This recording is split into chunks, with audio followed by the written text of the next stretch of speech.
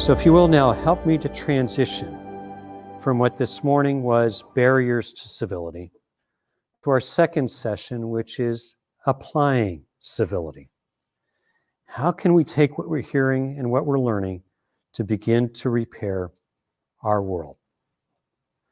I can't think of a better person to help to introduce this concept than Dr. Carl Luna, a person who I consider to be a friend and a compatriot, in addition to being a luminary, if you'll pardon the pun there, in the civility effort.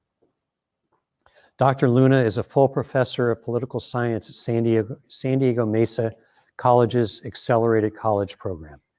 This is a unique program providing college courses to advanced high school students on the campuses of the San Diego Unified School District.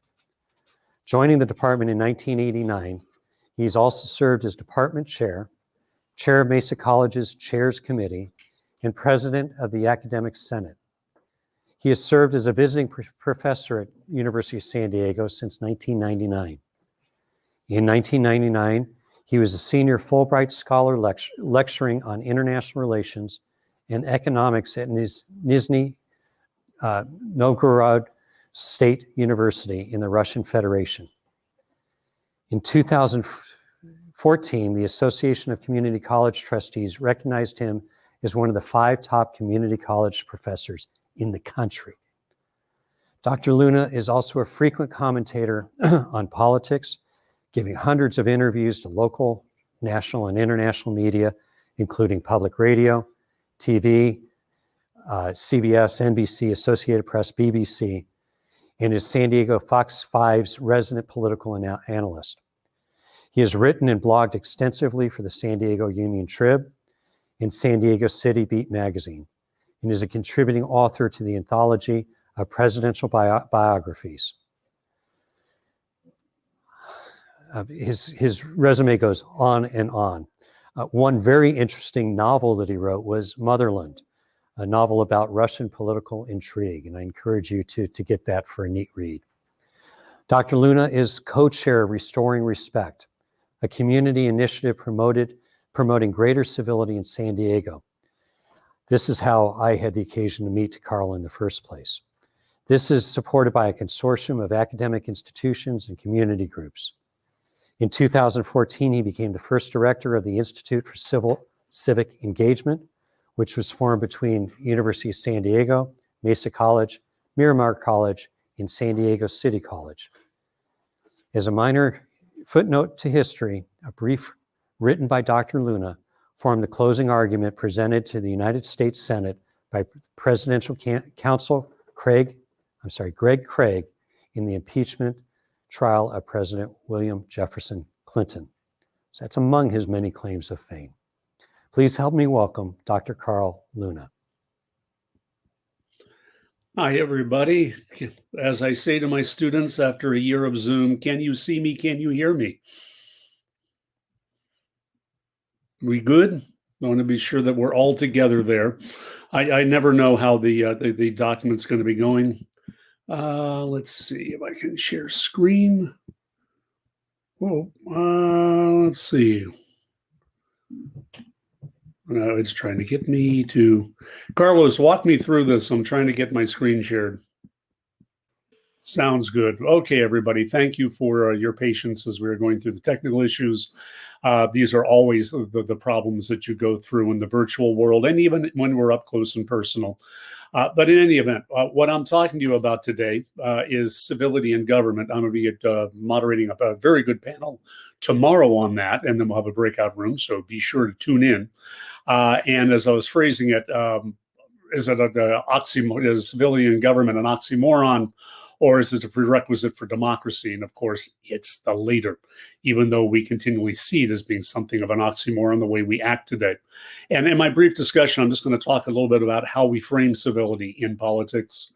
Well, we just had the 2020 election. And you know, the funny thing about the 2020 election is it wasn't close. It was a huge victory in terms of popular vote, an 8 million vote or 6 million vote gap. It came out 52 or 51%, which in recent elections is pretty good for how many haven't even had the winner had a majority of the popular vote. The electoral college count wasn't close. But I see the election as kind of like World War One. The real tragedy of the First World War was it didn't resolve anything. It did not resolve the power imbalance in Europe, and because of that, the conflict blew up again. This election hasn't settled the huge divide in America, and it's going to continue probably for the balance of this decade until one side or the other basically prevails in the 2030s. So we go and come out of the election divided. If I had my screen, I'd be showing you a satellite image of America at night. And if you take a look at America at night, it's the way we vote. The satellite map. Oh, I see something coming up. There we go. And we'll go up to a slide like that's the slide. Perfect. Okay, that's how we've been voting since the Clinton years, the 1990s. If it glows in the dark, it votes Democrat. If it's dark at night, it votes Republican. And the battle since the Reagan years were for the suburbs. They've broken Republican since the 1970s. Oh, busing and desegregation of schools and civil rights had no small part to do with that. With white flight from urban areas, that's changing with the millennial generation. But it's going to take the balance of this decade for the suburbs really to break decisively, probably toward the Democrats, and then we're into a new paradigm. Getting there becomes the issue. Oh, I'm often asked by students, who do you want to win the election? My answer is, I don't particularly care as much who wins, that somebody wins with a big enough agenda to govern, and then they can be judged in the next election for how well they do. Next slide. I'll just do an advance. Got it. Okay. And I'll just wave every time I want you to advance. So this was the map for the last election. Notice you have a lot of red space, a little bit of blue, but that's where the people are. Next. Let's go through these quickly. Okay. You see it again, congregated. Give me the next slide. Apologies for the directions. I'm just going to point. If I point, give me the next slide. Okay, you see those arrows in terms of the arrows that showed people that was breaking all over the country. Areas that voted red before are voting more red, and blue before voting more blue. There's the map you had again by county, again concentrating the cities. Next slide. All right, that was in with the Biden, or excuse me, Obama versus Romney. But notice back when you go to Ford Carter, 50 years ago, there was a lot more intermixing between the parties. We have segregated ourselves by a political divide. People have been voting with their feet. Next slide.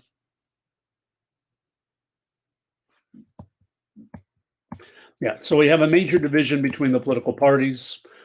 Next slide. Now, the merit, when they poll people and then parties, more people in both parties would be upset if their kids married somebody from the other party than a different race or religion. While it's nice, race and religion isn't as big a deal as it was. To replace that with partisanship creates a lot of stress holds in American politics. Next. Yeah, many Republicans and Democrats view the other party as a threat to their nation's well-being. You get pluralities in both parties. Go ahead. In recent polling, 90% of Democrats and 89% of Republicans thought that if the other side won the 2020 election, it would produce lasting harm. That means right now, around 40% of Americans think that the government is going to heck in a handbasket. Go ahead. And you see this in Pew Research polls showing the division between Republicans and Democrats over time. And it's only grown. And there's not a whole lot of center there. People talk about reaching out to the center. When it comes to voters, the center doesn't hold. You now have a polarized electorate. You either vote to the left or you vote for the right. Now, there's a lot of people in the middle. They just don't show up to vote. So basically, next slide. And I apologize, there's a time lag as these go forward. We're in something of an American, we haven't been this divided, political scientists will tell you, since the Civil War, since Reconstruction. And as a result, you get stuff like that. Next. And that. Next. And just keep going through a few.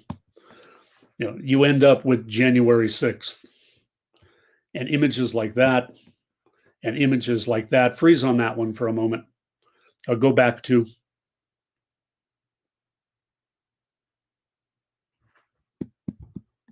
Yeah. Again, I don't have the studio open, so I can't see where we are. I'm guesstimating off my other screen. You had basically those images, a Confederate battle flag carried through the Capitol, an act of insurrection. Next.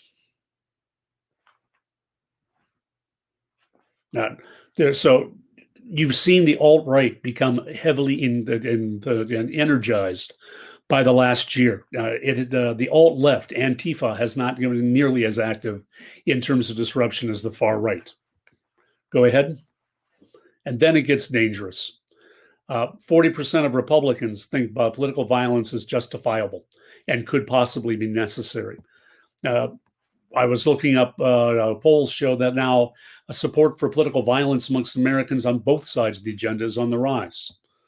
36% of Americans agree that the use of force may be necessary to arrest the decline of America's traditional way of life.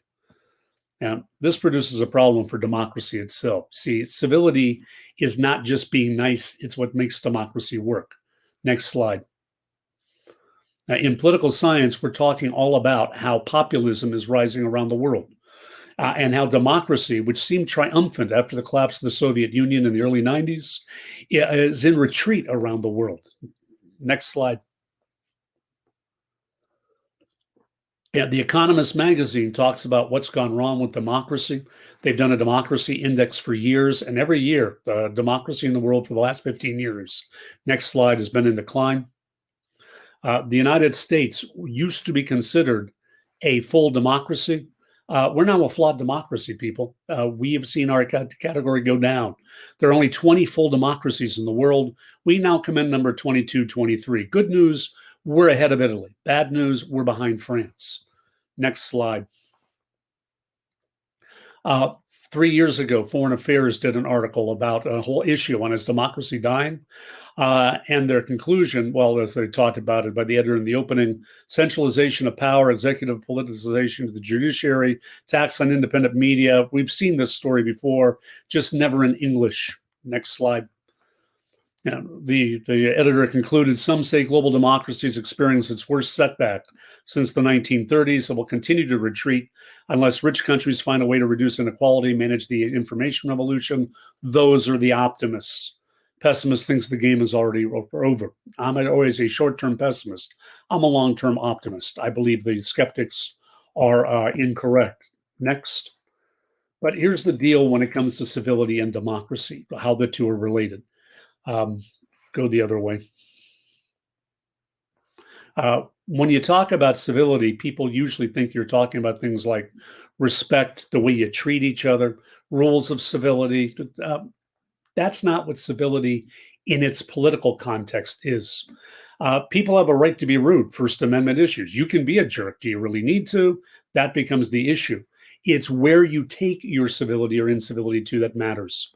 Next, please. You see, I'm a professor of political sciences, so civility is inexorably connected to this whole issue of politics. Next. I always tell my students you have to look at the root concept of politics. To understand that, you go back to the ancient Greeks. To understand that, give me one more slide. You go to the root of the Greek is the poly, the many. That's where politics starts. It starts with the many. Now, one more slide. Yeah, there we go. The polis, you put an S on that, you've converted the many into the community. Now politics, I always ask people what politics is. They say, well, I give them the old joke. It comes from the Greek, poly, the many, and ticks, blood-sucking leeches. And then everybody laughs. And then I inform them that is one of the most nefarious jokes to enter American political consciousness. For the Greeks, politics was the highest pursuit of the polis. Oh, we got the politics there, the many parasites.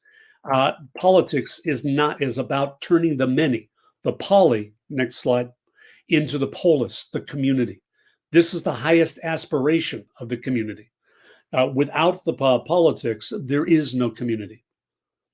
Of course, by community, we get into the Latin, where we get civility from. Civility is simply the Latinization, the Latinized version of politics from the Greeks. Yeah. Yeah. Community is the civitas. You start with the cives, the individuals, they become the civitas, the community.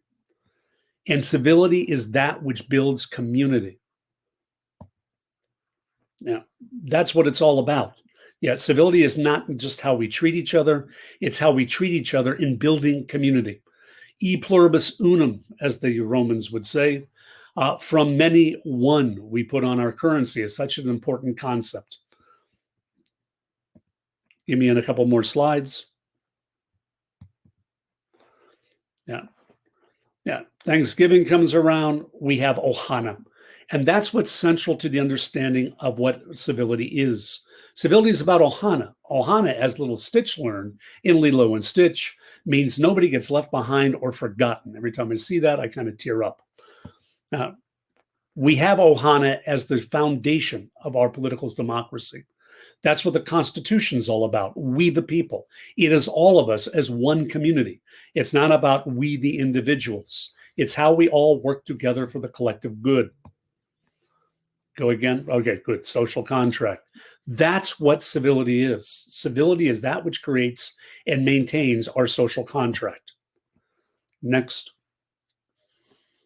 Now, John Locke laid out the basic ideas of social contract when he talked about treaties of governments back in the 17th century for the English Glorious Revolution. Thomas Jefferson took Locke's ideas and basically performed one of the greatest works of plagiarism in the history of the English language. He took Locke's treatise and reduced his concept of social contract down to one page of parchment.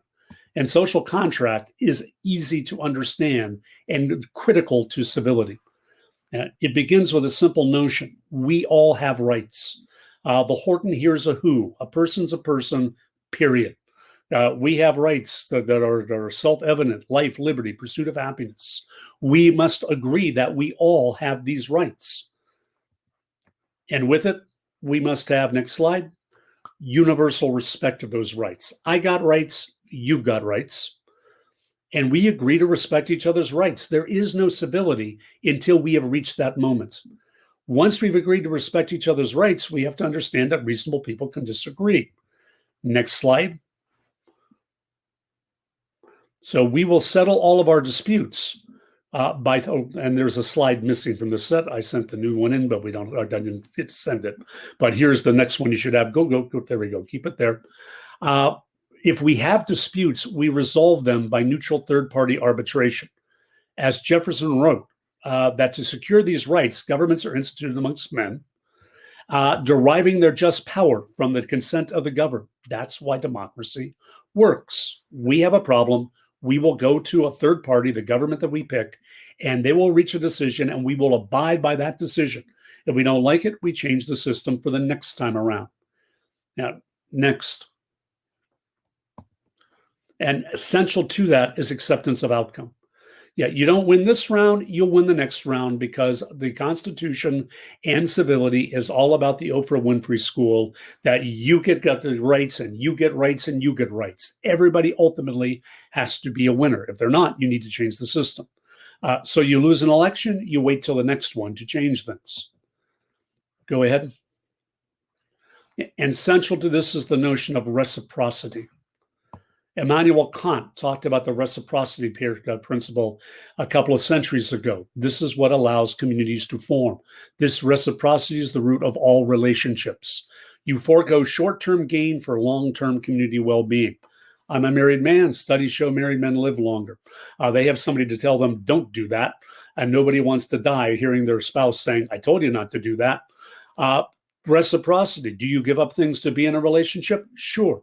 But in the long term, you will benefit from what you give up. That is the essence of social contract. We forgo short-term immediate gain for long-term group benefit, including my own.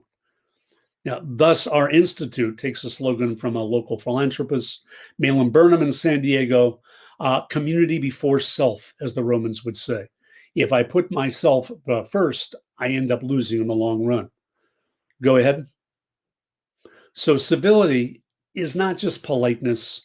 Civility is that which builds community. Next slide. There we go. Next slide. It's that which builds civilization itself. Civilization is the spreading of the norms and values which keep the community together. Next. Incivility is not just being rude. You can be rude, it's part of life. Incivility is the active rudeness which divides communities. Things which pull us apart are incivil. They divide the community. Anything that's destructive to the community is incivility. Keep going. Yeah, that which divides the community leads to things like that. Communities dividing into conflict. And ultimately destroys civilization itself. Incivility destroys democracy. And that becomes the critical problem we face in America today. Those images we saw of the Capitol riot, just keep it on that slide, and other slides that aren't there. That was incivil precisely because the people who were storming the Capitol were trying to destroy the democratic order. They were engaged in insurrection. Antifa on the left, when they turn violent, they can move in that direction. Oh, critics are making the comparison for those who defend the Capitol attack with Black Lives Matter, saying, look, there's violence on both sides. They're drawing a false equivalency. Yes, there was violence associated with some of the Black Lives Matter protests. They were overwhelmingly peaceful. The goal of the Black Lives Matter protests was to try to build a more reinforced community. The goal of the insurrection was to overthrow the system. That is a nefarious false equivalency that's been advanced. You can protest. You can angrily protest. And if violence breaks out and it's not the purpose of the protest, you denounce it and you move on. When your whole purpose of protest is to overthrow a system, divide the community, it's uncivil. Oh, by the way, the violence right now, and I'm not trying to be partisan, this is simply what the FBI tells us, what law enforcement tells us, what political science tells us. Currently, our problem is not with left-wing violence disrupting our communities. It's right-wing violence. It's neo-nationalism. It is the Proud Boys and the right, the like. Polls have shown, again, we mentioned in the poll that 36% of Americans agree that violence could be resorted to. And that's why civility is so important, because until we recognize the need for social contract to make people, if they want to be part of the discussion, recognize it, there are those amongst us who will engage in violence. Here's the good news. You don't have the slide on that. While it said that, it's still kind of lukewarm. Only 9% of Americans overall and 13% of Republicans say they completely agree it's in the necessity of taking violent actions if political leaders fail. Now, that's still, though, 1 in 10 Americans. It's not that the majority has moved that way. But that small cadre of people are enough to disrupt the system if we don't deal with it. And also, when we say we're more divided than any time since the Civil War, do remember the rule of 70 applies to a lot of our discussions that are out there. 70% of Americans think abortion should be legal but restricted.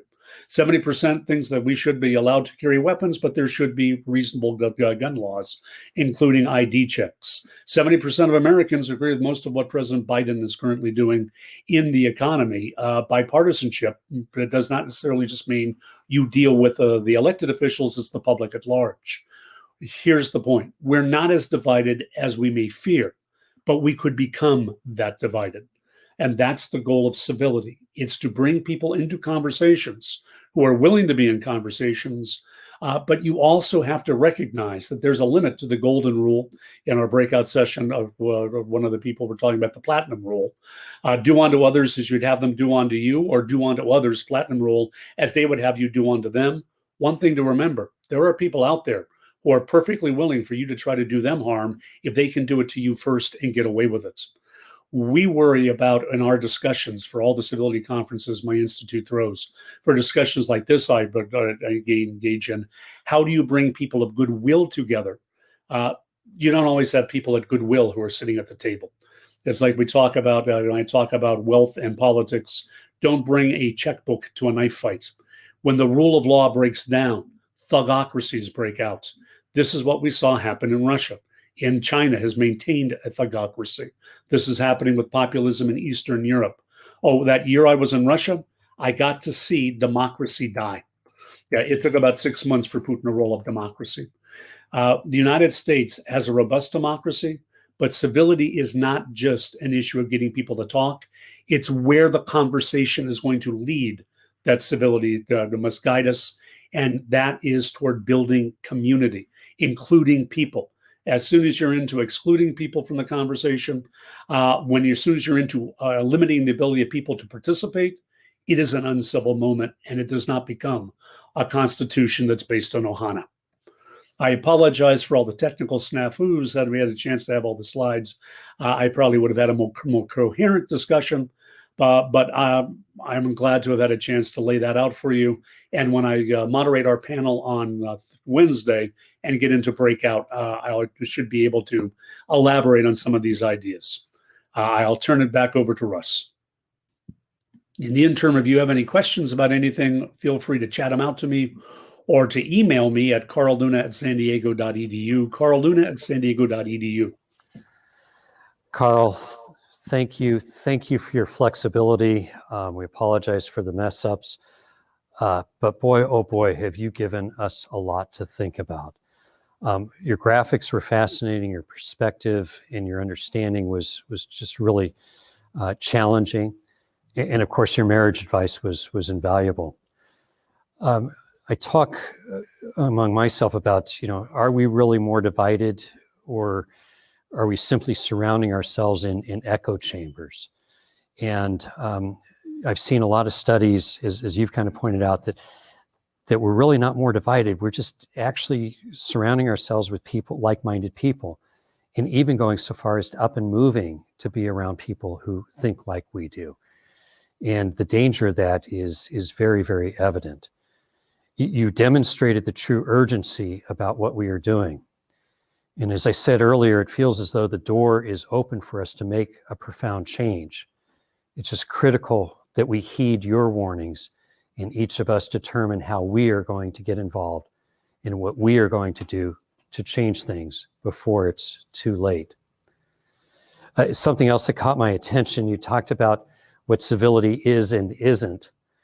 I imagine that those that have joined us from the outset this morning noticed that we did not start today's session by defining the word civility.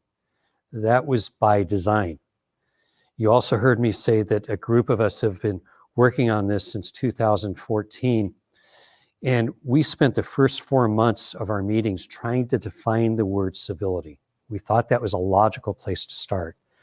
And it was frustrating. It was like trying to hold sand in your hands. We came up with all kinds of neat definitions, but nothing that quite fit the bill. I've had people tell me that it's simply about being polite, applying the rules of etiquette. I've had people say it has nothing to do with that. It's only about being able to engage in civil conversation. And as you alluded to, Carl, I think it's really a combination, because I don't know how you can have a civil relationship with somebody when you don't have that level of respect for them, if you don't hold them in a high enough level of dignity. All of that is to say, there is now, when we did this 7 years ago, we finally, after 4 months of futility, I did what I should have done at the outset, which was I Googled the word. I went to Wikipedia, I put in the word civility, and it said "see incivility." It was an aha moment for us. No wonder we were having such difficulty defining it. It wasn't even defined in Wikipedia, the font of all knowledge. Well, if you go Google it now, check it out in Wikipedia, you will see a definition. And that definition is there because of our efforts, and in particular, Brandon Lippincott, who did the lion's share of that work. I don't know if any of you have ever put anything in, submitted anything to Wikipedia, but it's a bear. They just keep rejecting, hoping you go away. And Brandon stood with it. Of course, it's morphed a lot as people have altered it, but it's there because of our efforts. So Carl, again, thank you. This year's session was a great segue into how we start to apply what we have heard and learned so far. Applying civility, the act of using what we're learning to put it into use so that we can begin to repair our world.